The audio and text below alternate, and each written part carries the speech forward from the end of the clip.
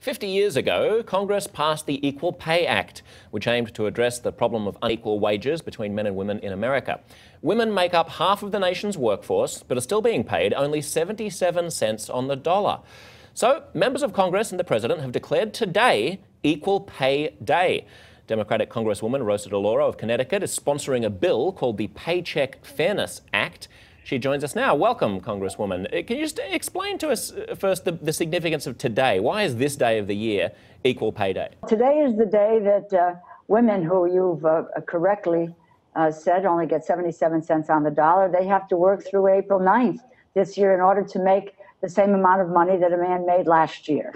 So my hope is that we are going to end this disparity, and that in fact we won't have to celebrate Equal Pay Day again. Well, the legislation is very simple. It says men, women, same job, same pay. Members of Congress, in fact, we come from different parts of the country. We have different skill sets, different educational backgrounds, different philosophies, and you know what? We're paid the same amount of money. The same is true as men and women in our military. So that's not true, though, for most women in the United States. And what this bill simply would do is to say, first of all, it would lift a prohibition on employees being able to speak to each other about what their salaries are. You know, that's the issue that was the genesis of the Lilly Ledbetter case, the Fair Pay Act. Lilly Ledbetter had no idea that she was getting paid less money for the very same job. It was an anonymous tip.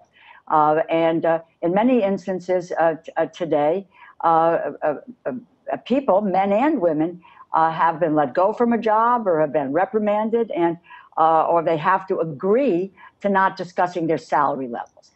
It also would allow, it strengthens the Equal Pay Act that we passed all those years ago.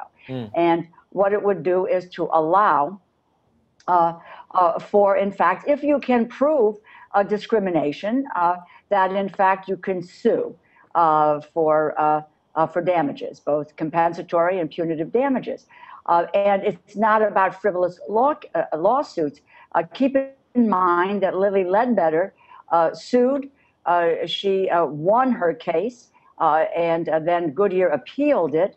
And because she didn't have a piece of legislation like the Paycheck Fairness Act, she could only file she could only file her suit under Title VII, which only allowed for a certain number, a certain dollar amount of damages. And when the Goodyear appealed to the Supreme Court and the Supreme Court acted against Lilly, she wound up with nothing.